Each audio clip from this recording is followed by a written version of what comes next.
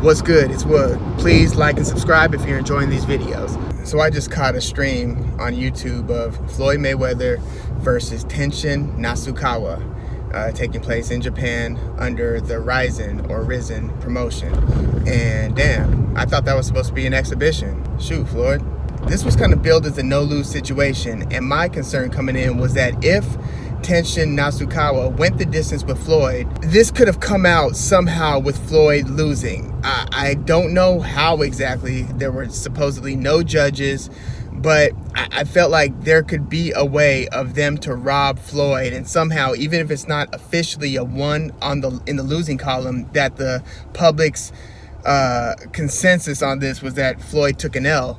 And we had seen that happen with Roy Jones Jr. when he was an Olympian being denied a gold medal in Korea because he was robbed of a decision there. So here we go. This fight lasted about a couple of minutes, and it seemed like every time Floyd landed on Nasukawa, he would go spiraling out of control into the ropes or onto the floor. It looked really bad. And although this was kind of a no-lose situation for Tenshin, because he's not the boxer, he's an esteemed kickboxer, a young phenom out in Japan.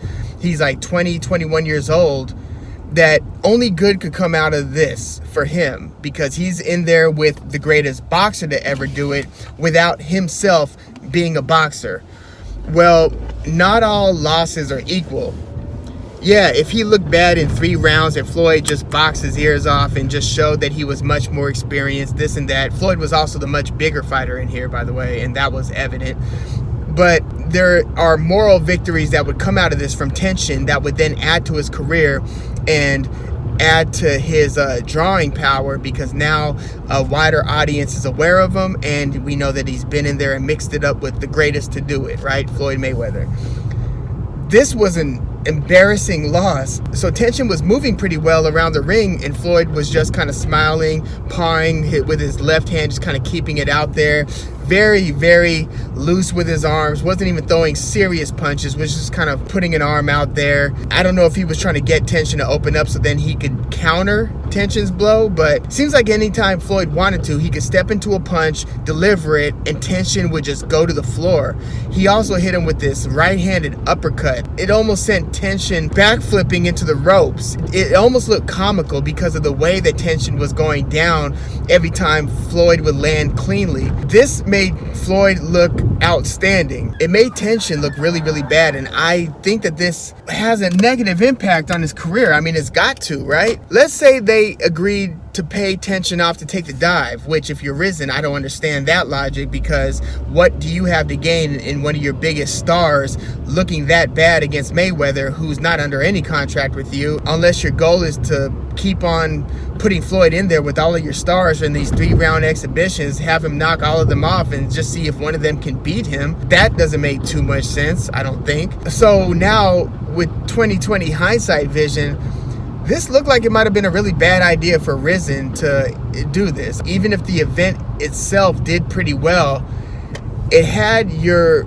star looking very, very amateurish out there, and it made me less interested in watching him fight in the future because of how easy this was for Floyd to dust him off. This is what it's supposed to look like when a professional boxer is facing a non-professional boxer in a boxing fight.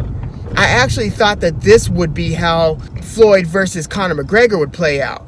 Not this bad, but somewhat closer to resembling this. And I was dead wrong. Conor exceeded all expectations, whether you believe that Floyd dragged the fight out or if he didn't. Conor at least conducted himself like a boxer in that boxing fight and was defending himself somewhat intelligently, was throwing effective enough punches to at least keep Floyd's attention to some degree. In this bout, it looked like, if I were to tell you that this guy fighting Floyd had never been in a fight in his life, you would have believed that because of how bad he looked against Floyd. So going forward, I think that this is a problem for Tenshin. And you know, he was very emotional after the loss. He was crying when his corner threw in the towel. There were 3 knockdowns in under 2 minutes, and just looked like he couldn't get his bearings about him after he was touched up the first time. You know, after the first knockdown, it looked like he started to open up against Floyd and started to let his hands go. And he might have landed a couple body punches that had little to no effect on Floyd. Again, as soon as Floyd wanted to step into another punch, it was another knockdown. And that was pretty much the story of these 2 minutes. It looked really, really bad. And I'm sure that Tenshin's going to be able to forge a path forward and continue to have a successful kickboxing career and possibly a successful MMA career. With the MMA career, though, I mean, you have some skilled people with their hands. Think Cody Garbrandt, think TJ Dillashaw, think, and I'm just talking in the lower weight classes, Max Holloway.